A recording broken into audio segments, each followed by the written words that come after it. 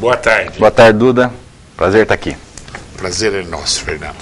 Bom, inauguramos a UPA do Meridota. O que significou primeira. isso, já em termos de desafogo de atendimentos em pronto-socorros? Como é que você... Claro, é muito pouco tempo ainda para fazer a análise, mas como é que você já sentiu as modificações? Olha, Duda, eu estou muito satisfeito com o funcionamento lá da UPA do Meridota.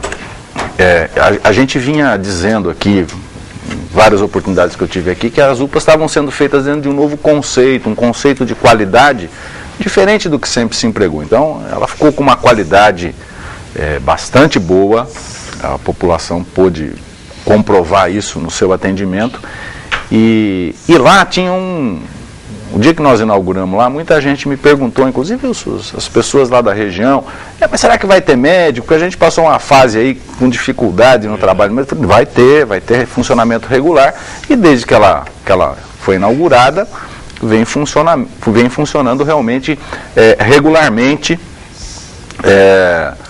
e acho que cumprindo o seu papel. Veja, nós temos alguns desafios ainda a serem enfrentados no funcionamento desse sistema, porque ele é o primeiro passo naquilo que eu dizia da reformulação do modelo. Então nós precisamos articular o funcionamento dessa UPA com o funcionamento da unidade básica de saúde que tem ali no Meridota, inclusive vamos construir uma nova lá, e temos que articular o funcionamento com a unidade do Beija-Flor, que fica ali pertinho, de forma que isso funcione como um sistema. Isto é uma coisa que é um desafio colocado, e a gente está enfrentando esse desafio. Agora, do ponto de vista da performance, o que nós notamos? A unidade do Meridota vem fazendo cerca de 150 atendimentos por dia, mais ou menos, né? E ela desafogou um pouco o pronto-socorro, cerca de 50 atendimentos por dia, mais ou menos. Nós estamos atribuindo a isso, talvez seja um tempo ainda curto para se atribuir a isso, mas houve uma pequena queda. E também teve uma queda de atendimento no Bela Vista. A impressão que dá é que muita gente do Meridota procurava o pronto atendimento no Bela Vista. Mas, além disso, esses 150 não foram só remanejamentos. Nós estamos estimando que 30, 40 casos aumentou, são aumento de atendimento, provavelmente isso era uma demanda não atendida. Gente que nem procurava. Claro. E agora tem um acesso facilitado. Nós estamos, esse tipo de unidade, às vezes as pessoas não compreendem isso, né? Tem uma dificuldade de compreender. Empreendimentos desse tipo, o sujeito pergunta assim, mas está tudo prontinho, está tudo resolvido. Na medida que você vai implantando, você vai resolvendo certas coisas deste funcionamento. Por exemplo, o raio-x, né? Nós inauguramos lá, o raio-x já estava instalado, montado, mas esse tipo de equipamento mais sofisticado precisa de teste, ele precisa de uma série de condições técnicas para funcionar. Deverá funcionar aí rapidamente, a empresa responsável pelos testes já estava fazendo os testes. Quando isso acontecer, também vai ser outro motivo de desafio, né? De alívio. E nós no futuro, a gente já está vendo a compra de equipamentos para acoplar com esses raios-x que vão ter em todas as UPAs, no sentido de digitalizar as imagens e disponibilizar na rede inteira essas imagens. Então acho que é uma coisa que vai funcionar bastante bem. É claro que é o começo do processo, nós estamos só começando esse projeto de reformulação, temos ainda mais 3 UPAs para serem inauguradas. A da Bela Vista é a próxima. A da Bela Vista é a próxima, nós estamos trabalhando com a hipótese de inaugurá-la, eu tenho dito isso, até o final deste mês de agosto, e estamos empenhados em conseguir esse objetivo, né? Ela vai ser a próxima UPA a ser inaugurada. E uma coisa que eu sempre tenho dito, Duda, que eu acho que é importante as pessoas compreenderem, a UPA não é o fim do projeto, né, do plano que a Secretaria Municipal de Saúde tem. O fim é você aumentar a capacidade da rede de atenção básica. Então, para isso, nós vamos construir ao longo deste ano aqui, começo do ano que vem, 12 novas unidades de atenção básica, vão abranger vários bairros da cidade. Isso vai dar um caráter de regionalização da cidade no atendimento à saúde, ou seja, é uma nova organização, é uma organização completamente diferente da que nós tínhamos quando assumimos a Prefeitura Municipal. Isso, evidentemente, foi possível graças a um grande investimento que foi feito, a prioridade que o prefeito Rodrigo Agostinho vem dando para a área da saúde. E eu sempre digo o seguinte, eu tenho um livro que fica em cima da minha mesa lá na secretaria. Ele foi editado em 1987. Ele foi editado pelo Davi Capistrano quando foi secretário aqui. E tem uma descrição das unidades da rede. É exatamente aquilo que havia em 87 e o que nós herdamos quando começou o governo. Então foram 25 anos de modestos investimentos nessa rede. Dobrou, mais que o dobro até, né? Então veja, eu sempre digo, se a gente conseguir finalizar este plano que nós levamos para o governo quando o Rodrigo assumiu o governo, nós teremos feito 25 anos em 4, o que eu acho que é uma tarefa bastante grande, né? É uma pena o que acontece aqui no Ipiranga, né, Fernando? Foi uma circunstância inesperada que nós lamentamos profundamente, que a empresa, alegando impossibilidade econômica de continuar a obra, pediu a rescisão do contrato que ela tinha, e nós estamos trabalhando nisso, fazendo esse termo de distrato, e já estamos em contato com a segunda classificada, que é a mesma empresa que está construindo o Bela Vista, para que ela assuma a obra. Possivelmente isso vai acontecer. Nós estamos trabalhando, Duda, para que a gente entregue até o final do ano a UPA do Ipiranga. Que bom. A nossa perspectiva é essa. Há possibilidade disso? Há possibilidade disso. Há possibilidade disso. Bom, acho que o povo dessa região vai ficar muito feliz, porque uma das maiores reclamações do pessoal do Ipiranga é esse aí, realmente.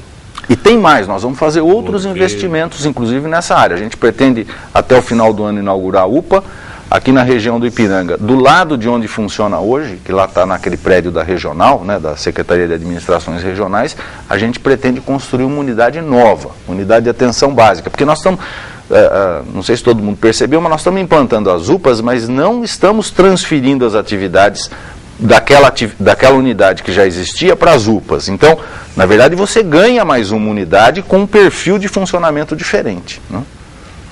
Então, esse é um investimento e nós vamos fazer uma farmácia regional em todas as UPAs. Então, também será... Isso vai ser uma boa, hein? Vai ser uma boa. Vai ser uma boa para o acesso da população, para a qualidade do atendimento e para o controle da secretaria na questão de medicamentos. Você achou boa a decisão do Estado de passar para o Estado a administração do Hospital de Base do Santa Isabel, Fernando? Ou você acha que tinha uma outra alternativa mais viável? Passar para a FAMESP, né?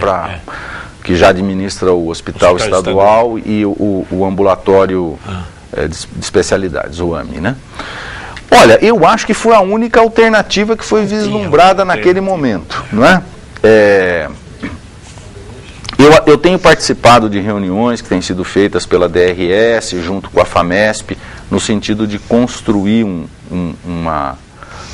modelo de atendimento dessas instituições hospitalares. Tenho dito e repetido, o município está para ajudar, nós vamos colaborar para que a gente melhore o nosso sistema de atenção hospitalar, porque nós, municípios, também somos vítimas do mau funcionamento, porque nós é que acabamos com o paciente dentro dos nossos corredores do pronto-socorro, deitado em maca vários dias, e nós nos condoemos com essa situação, não é uma situação que nós achamos que seja adequada.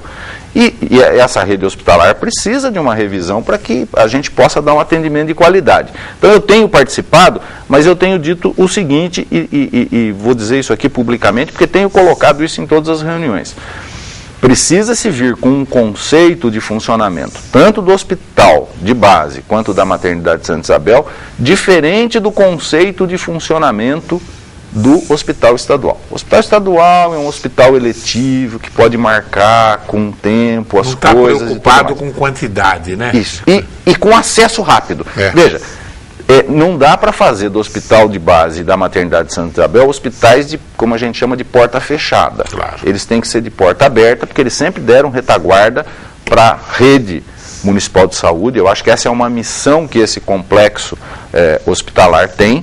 Mas nós temos participado do processo e estamos aí para colaborar, para que esse processo aconteça da forma melhor possível.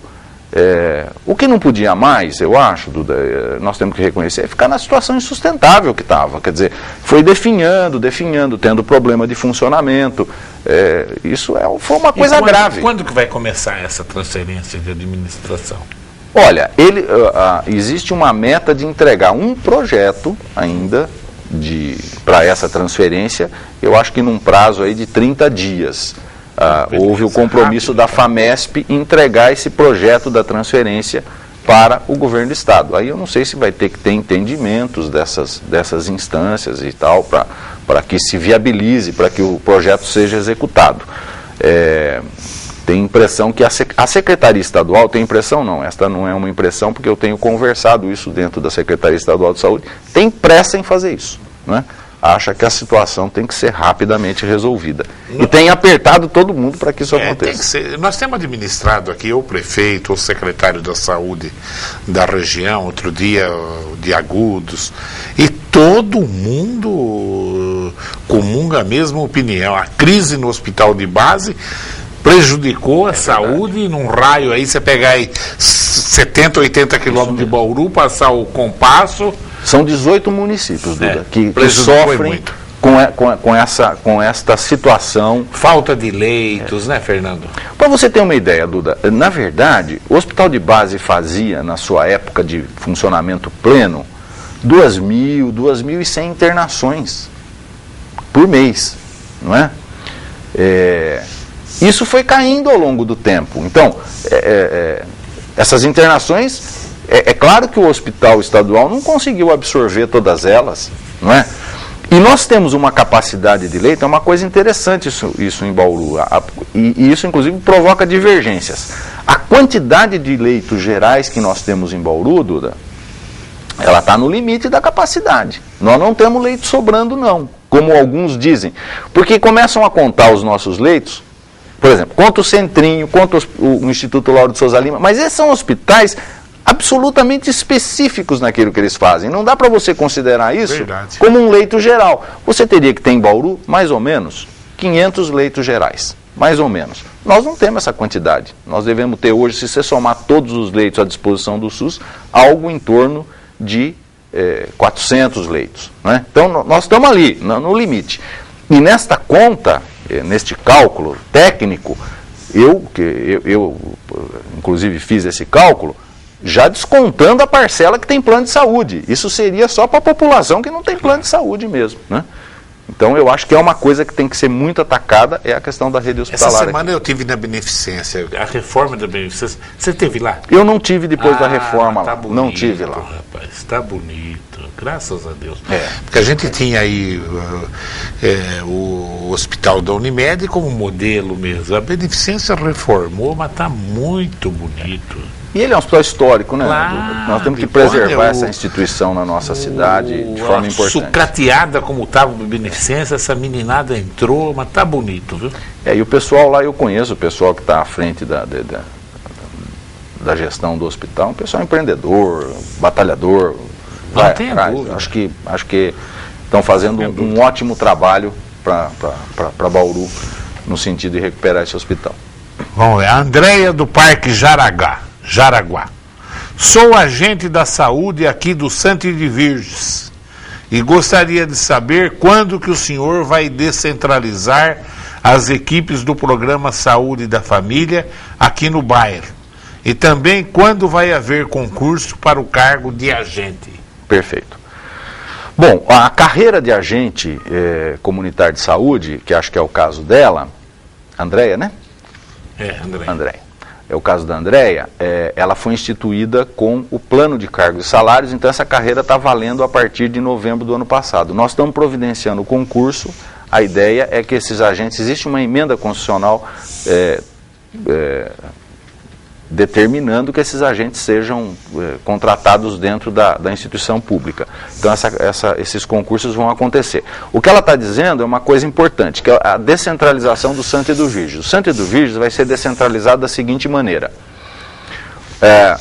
Equipes irão para uma unidade nova que fica no limite ali do Parque Jaraguá, mas é para atender o núcleo 9 de Julho e o Fortunato Rocha Lima. Foi um imóvel desapropriado e que já está entrando em reforma. Então, rapidamente serão instaladas equipes lá neste imóvel. Além desta ação, nós estamos fazendo, já está no nosso projeto e vai ser licitado nesse pacote de obras da atenção básica, uma nova unidade com 3 equipes lá no Parque Jaraguá. Então, ali vai ter um empreendimento bastante grande em ampliação desta rede de atendimento.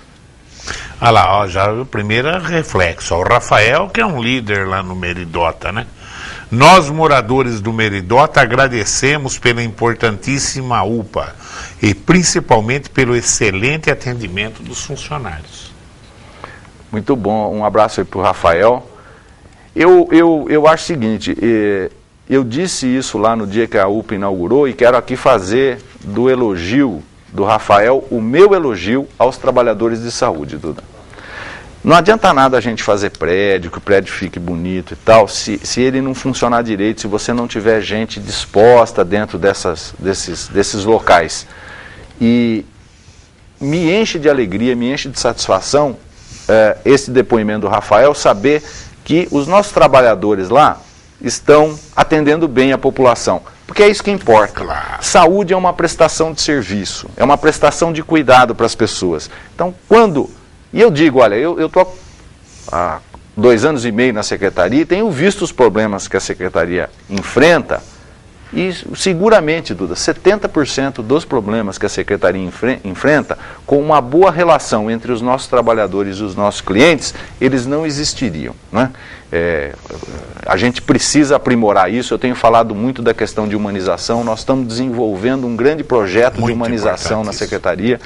Então, na medida que isso já esteja acontecendo aí na UPA do Meridota, eu fico muito satisfeito e queria aqui fazer a minha homenagem e o meu agradecimento aos funcionários que trabalham lá na UPA do Meridota por essa qualidade que eles estão dando lá nesta unidade.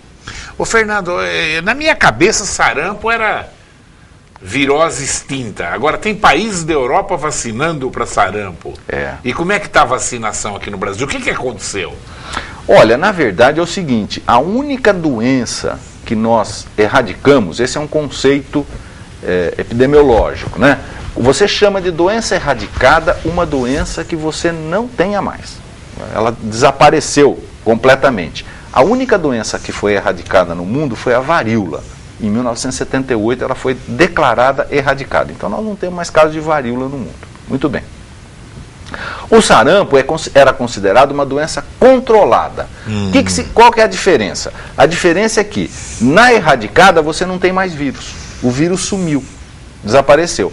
E na doença controlada você não tem mais caso, mas de vez em quando tem um casinho aqui, um casinho ali. Isso permite a manutenção do vírus, não é?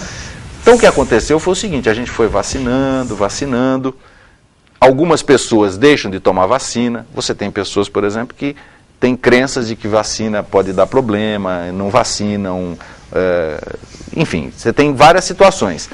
E aí, como você não tinha mais pessoas tendo sarampo, você vai fazendo um estoque de gente que não tem imunidade contra o vírus. Na medida que o vírus está presente, ele contamina alguém que consegue passar para outro, porque o estoque de pessoas que estão suscetíveis à doença aumenta. Então é isso que está acontecendo, está se revacinando no mundo inteiro, inclusive no Brasil. Nós estamos, desde da campanha de poliomielite, fazendo também a vacinação de sarampo para crianças até 7 anos, né? 6 anos incompletos. E é importantíssimo que se vacinem as crianças nessa faixa etária para que a gente não reintroduza o sarampo. Nós não temos há muito tempo, não temos caso de sarampo no estado de São Paulo. Nós estamos livres disso. Mas tem essa... Eu tive sarampo, você teve? Eu tive sarampo, não, claro, tive sarampo. Todo mundo, Tive aos 5 anos de idade, eu tive sarampo. Bolinha vermelha. As mães tinham uma prática danada com isso, porque todas as crianças tinham sarampo, né? Tenha dúvida. Aliás, tinham todas as doenças, né? Tinha sarampo, catapora. Eu tive com 6 anos. Rubéola. Lembro bem, 6 anos. Porque eu estava entrando no primeiro ano do primário, e eu me lembro que meu pai me levou no médico, o Dr. Jorge Meirelles de Pirajuí. E eu não sei, eu achava que eu ia morrer por causa do sarampo, não sei o que é. E eu via meu pai tentando me animar, rindo com o médico, conversando com ele. Falei, pô, eu vou morrer e meu pai está rindo, entendeu, né? Que gozado, né? Mas tinha aquela preocupação de estourar dentro do olho, ficar cego. Claro. Não, e veja, é uma doença grave. Sarampo matava muito, não era uma doença isenta de risco. É que como tinha muito, tinha uma certa, assim, as pessoas tinham proximidade com a doença, né? Então achava que não, para as crianças que eram nutridas e tal, que não tinham problema de saúde, não era um grande problema, mas para crianças que já tinham algum problema de saúde, sarampo era um problema de gravidade, né? E agora nós estamos fazendo a vacinação, inclusive nós estamos ainda com a vacinação aberta. Recomendo aqui aos pais de crianças até 7 anos, procurem a unidade de saúde, nós estamos vacinando. Até que idade, Fernando? Até 7 incompletos, na verdade, 6 anos e 11 meses, né? E uma coisa importante é o seguinte, nós já atingimos uma cobertura em Bauru de 83%, mas a meta é chegar a 95%, claro, né? Então falta aí 12% para a gente atingir a meta. Pais que estejam me ouvindo aqui, de crianças até 7 anos, por favor, pode levar na unidade mais próxima e fazer a sua vacinação, vai deixar o seu filho protegido contra essa doença. O Pedro Valentim.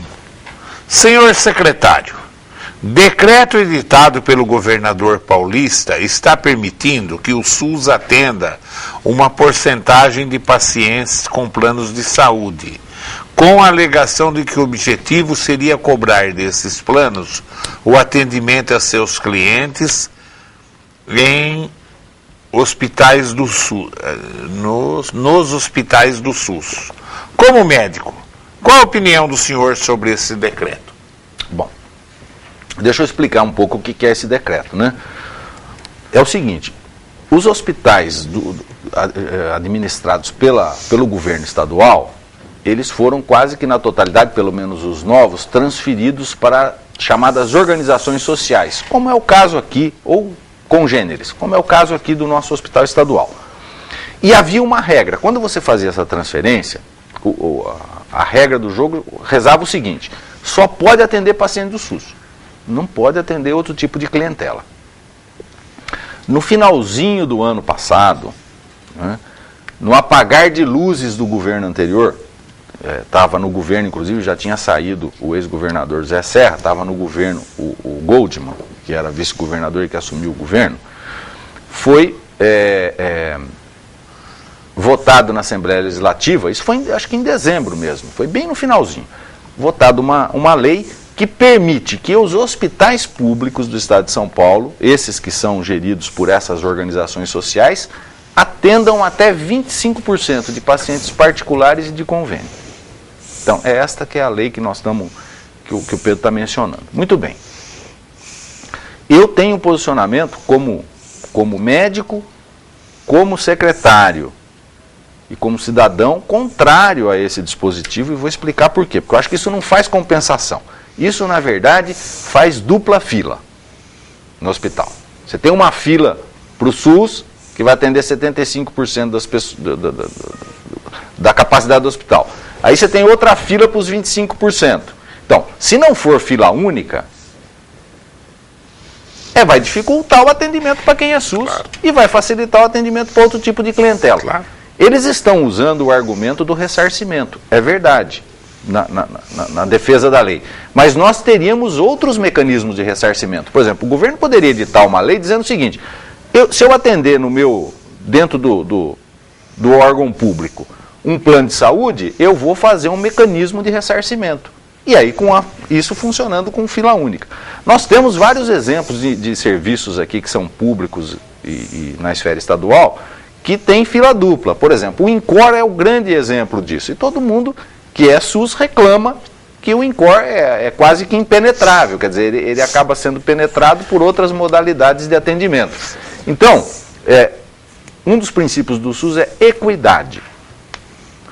Nós entendemos, e estou dizendo aqui em nome da entidade que representa os secretários municipais de saúde, nós entendemos que esse dispositivo legal, ele fere a equidade dentro do sistema. Tá E há várias entidades nesse processo, inclusive o Ministério Público possivelmente vai fazer uma ação. Você está prejudicando a fila maior, isso, óbvio. É isso.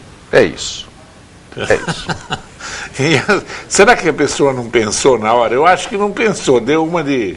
Talvez a sanha de arrecadar mais recurso, de ter recurso externo, tenha feito esse processo. Eu conversei isso com o secretário estadual da Saúde, doutor Giovanni Serri.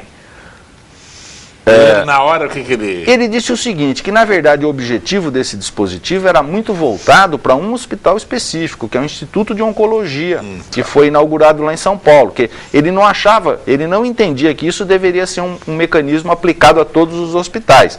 Mas saiu uma regulamentação agora, recentemente, que prevê que talvez isso possa ser aplicado. Eu confesso aqui que não tenho detalhes da regulamentação, não estudei a fundo a regulamentação, mas esta é uma situação que precisa ser discutida. Este sistema híbrido no Brasil é uma coisa importante de nós discutirmos. Você tem um sistema público e um sistema privado. Como é que se dão as regras de convivência? Precisa ser discutido, porque veja, para quem tem plano, a operadora do plano de saúde é ótimo. Eu não preciso investir nada. Claro. E aí eu vou usar um bem público que foi feito com patrimônio público. Então há uma série de questionamentos. Mas o cidadão também que tem o privado não pode ser privado de usar o público. Não é privado. Então ele não é privado. Entendeu? Por exemplo, se o sujeito tem um plano de saúde e ele for num hospital do SUS, ele tem o mesmo direito de atendimento mas que qualquer entre na fila normal, né? Que entre na fila normal, exatamente. Claro. Não pode concorrer desigualmente na fila. Porque aí tem a dúvida, foi coisa de... Não vou nem falar de quem. Deixa eu falar uma coisa para você. Uma vez eu vi na televisão, e como eu elogiei a beneficência, agora eu vou até fazer uma crítica do que eu vi lá. Eu vi o Jatene falando, se eu não me engano era o filho do Jatene. Eles proibiram essas pessoas de sair do hospital com o uniforme médico... O jaleco, uso do jaleco. E eu entendi perfeitamente o motivo, e com razão, né? Proibindo aquilo lá. Na beneficência, por exemplo, eu vi uma pessoa saindo, não sei se era médico ou era enfermeiro, da sala de cirurgia, estava até com aquele... Propé, saindo normal ali, máscara baixada, foi para o corredor, quer dizer, né? Eu não sei se depois ele voltou para a sala de cirurgia, mas mesmo que não voltou, do mesmo jeito que é para não entrar contaminação lá, acho que é para não sair também, né? Claro. Entendeu, né? Nesses locais que nós chamamos de unidades críticas, centro cirúrgico, UTI, seria recomendável uma grande cautela no uso das roupas. Quer dizer, você veste outra roupa para entrar e tira aquela roupa e veste a sua roupa para sair. Tem que ter uma antessala. Tem uma antessala para fazer isso. Essa seria a regra. Se a gente fosse radicalizar, até tomar banho antes de entrar, né? Manteria um ambiente mais descontaminado. Agora veja, olha, esta regra é aquela coisa, Duda, tem coisa aqui no Brasil que pega e coisa que não pega. Se você for ali na rua onde fica a Secretaria da Saúde, fica em frente ao Hospital das Clínicas, ali na Enéas Carvalho de Aguiar. Se você for ali, você vai ver uma quantidade de gente com jaleco. Eu já vi. Não é? Todo mundo está de jaleco. Então, a lei não pegou muito, porque qual que vai ser? Vai ter um policial que vai pegar... Quer dizer, como é que faz para controlar isso? Então, acho que não pensaram muito nisso. Agora, eu vou falar aqui como infectologista. Não há nenhuma prova de que a vestimenta interfira na transmissão de infecção. Por exemplo, vou te dar um exemplo. Fizeram estudos com gravata de médicos ingleses. As gravatas dos médicos ingleses estão super contaminadas de bactéria. Isso não quer dizer que o médico que usa gravata transmita infecção para o seu doente. Isso não ficou provado. É claro que a nossa vestimenta, que nós andamos num ambiente que tem bastante germe, é claro que a nossa vestimenta tem mais germe que a vestimenta de uma pessoa normal. Agora, que ela está implicada na transmissão de doença, isso resta a ser provado ainda. Então, não há evidência disso. Então, eu acho que tem uma certa inocuidade da lei. O importante, Duda, é o seguinte, é lavar a mão. Isso é fundamental, né? Porque a bactéria não voa, não nada, não anda, né, bactéria, vírus e outros agentes infecciosos. É a nossa mão que pega de um paciente e leva para o outro, e leva para o outro, e leva para o outro. Então, tem que lavar a mão frequentemente. Manipulou um paciente, lava a mão. Antes de manipular o outro, tem que lavar a mão de novo. E assim por diante, porque esse é o mecanismo eficaz de transmissão de infecção. Eu conheci um cara, não vou dar nem muita pista, mas ele tinha tanto medo de infecção, que uma vez eu estava com ele, eu estava guiando, na hora de abrir a porteira, ele tirou o lenço, pôs na porteira, abriu a porteira e jogou o lenço fora. Entendeu? Mas que coisa. Isso deveria ser uma regra geral, porque você já pensou essas coisas? Maçaneta de prédio público, elevador. E banheiro. Tanto é que nós discutimos isso. Quando teve a gripe H1N1 aí, que começou a ter uns quadros graves, a gente até começou a discutir essas coisas todas, né? Tem um montão de perguntas. Uma entrevista tão boa que eu acabei me perdendo aqui, ó. Aqui é o Reginaldo da Vila São Paulo. Ele fala do raio-x, que se é verdade que na UPA não tem raio-x, você já explicou, que realmente vai inaugurar, não é isso? Tá lá montado. E ele fala se é verdade que elas não farão atendimento à criança. Veja bem, nós gostaríamos de ter pediatra em todas as UPAs. Essa é uma questão importantíssima, viu, Reginaldo? Eu agradeço a sua pergunta. Veja, nós temos falta de pediatra no mercado. Então, às vezes eu ouço críticas, e tal, porque não vai ter pediatria. Eu vou explicar direitinho isso. Nós não temos pediatra para contratar no mercado, Duda. Os médicos estão desinteressados de fazer pediatria. Então, se as pessoas localizarem pediatras que têm interesse em vir para Bauru, eu abro um procedimento de contratação para quem me arranjar os pediatras. Nós queremos contratar uma quantidade maior de pediatras. Se as pessoas forem perguntar no aparelho formador, nas universidades, nas escolas médicas, ninguém quer fazer. Ninguém está fazendo, está sobrando vaga de pediatria, ninguém quer fazer pediatria. Né? Então veja. O meu neto essa semana, eu tenho um neto e uma neta no 5º ano. A minha neta vai fazer pediatria. Mas que maravilha. Você diga para ela que o local dela aqui em Bauru está reservado. Entendeu? Aí o meu neto, tá louca, entendeu, né? Tá louca, já achou que não... Então veja, o que nós vamos fazer? O que nós queremos fazer não é que nós não estamos atendendo criança, a UPA Bela Vista, que é a maior, vai ter pediatra, inclusive, vai ter atendimento de pediatria, mas não dá para colocar nas 4 UPAs, então nós vamos fazer o seguinte, os médicos socorristas que vão trabalhar nas UPAs que não têm pediatria, serão capacitados em atendimento de urgência de criança, inclusive, e eles...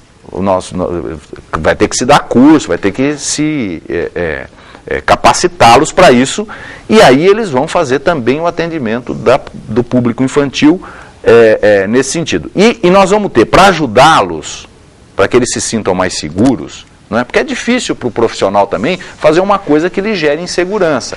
Para que eles se sintam mais seguros, nós vamos deixar um pediatra ou uma equipe de pediatras de retaguarda. Então, se ele tiver dúvida do encaminhamento daquela situação e tal, ele pode consultar essa equipe e fazer o procedimento na própria unidade, ou ele pode transferir para o pronto atendimento infantil. Todas as UPAs, quem está lá na Meridote sabe disso, tem uma unidade do SAMU acoplada na UPA já funcionando, né? Então pode transferir para o pronto atendimento infantil no sentido de dar continência à situação. Então, não é que nós não queremos fazer o atendimento infantil, nós queremos fazer o atendimento infantil, mas para isso nós precisamos fazer um aprimoramento técnico que está em curso. Bom, o Samuel chegou dos Estados Unidos e já está com a plaquinha lá, me mostrando. Ficou mais rigoroso, né? Ficou mais rigoroso. Os americanos são duros. Né? Fica lá. Registrar que você estava bonito lá no Texas. Lá no Texas, O Samuel diz que a minha imagem no celular lá no Texas é muito melhor que aqui no Brasil, viu? Entendeu, né? Essa semana eu trago o Samuel aqui para falar da... Obama não vai ganhar a eleição não, viu? Obama não vai? Não, mas você está no Texas, que é republicano também, né? Pode ser, mas eu também acho que não. Inclusive, mas eu acho que o Congresso americano se desgastou mais do que o próprio Obama, né? A imagem dele está muito ruim lá. Está ruim, a do Congresso. A impressão que deu para o mundo é que os Estados Unidos, se tiver que dar tiro no pé, dá. Né? Cada um defende os seus interesses. Eu achava que isso era só coisa de brasileiro, né? Mas tiver que dar tiro no pé, daí eu fiquei mais uma vez, fiquei mais decepcionado ainda com os Estados Unidos, viu? Entendeu, né? Achei que sei lá, até onde vai esse império. O Império Romano acabou, né? Tem que acabar uma hora o Império Americano, né, Fernando? O duro que isso impacta no mundo todo, né, Duda? O mundo depende dele. Isso é difícil, Ué, né? deixaram eles emitir dólar à vontade, todo mundo depende dos dólares exatamente. deles. Então né? pode ter crise no dólar, mas é o dólar que é a referência. Claro, e não precisa ter lastro no tesouro, né? Bastava o Congresso lá, emite mais, eles vão emitir mais, entendeu, né? O Brasil, se emitir R$1 sem lastro, vai para cadeia como bandido. Não há dúvida. Um bandido, como ladrão. É isso aí. Fernando, infelizmente o tempo esgotou, o papo está muito bom, mas... Eu ficaria também a tarde toda aqui, é sempre muito agradável vir Mais aqui. alguma coisa, Fernando? Não, acho que dizer que nós estamos empenhados aí em fazer esse projeto. Ele começou acho que tem um resultado prático, que é a UPA do Meridó. Tem muito por fazer no sistema de saúde, Duda, muito.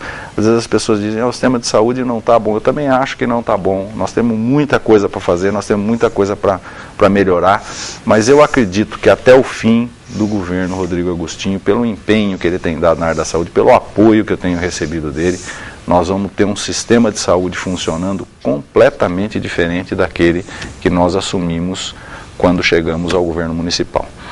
E queria agradecer a oportunidade, Duda, sempre generosa aqui da TV Prevê. A TV Prevê que cada vez ganha mais importância aqui na região, como um centro de debate. Eu acho que a TV Prevê talvez hoje seja o maior centro de debate de ideias e de situações e de perspectivas que a gente tem aqui na nossa região. Então, para mim é sempre um privilégio estar aqui. Obrigado, Fernando. Um abraço, Duda. Quando o Rodrigo esteve aqui, você tinha entrado na televisão, eu vi você com a cabecinha branca, eu falei, coitado do meu amigo Fernando. Falei pro Rodrigo, né? Falei, Rodrigo, estava na hora do jornal conversando, olha o Fernando. Ele falou, Duda, e nós investimos na saúde, o que nós investimos?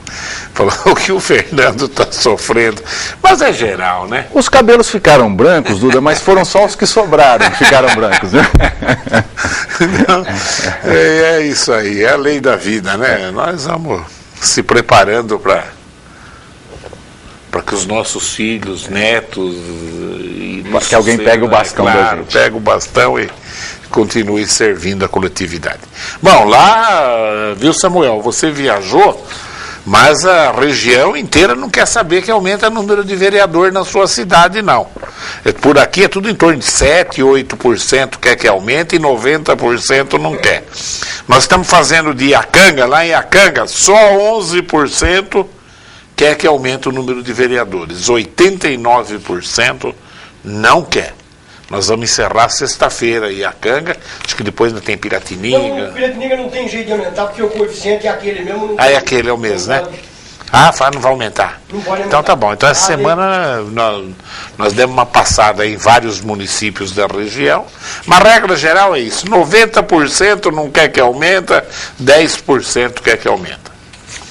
E eu quero dar as boas-vindas ao Samuel. Nós vamos pegar o Samuel aqui um dia para contar tudo que ele viu lá na Terra mais importante do planeta, segundo eles mesmos, não é segundo o mundo, mas segundo eles mesmo. Agradecemos a sua audiência e continue aí ligado nos horários alternativos da TV Prevê. Tchau.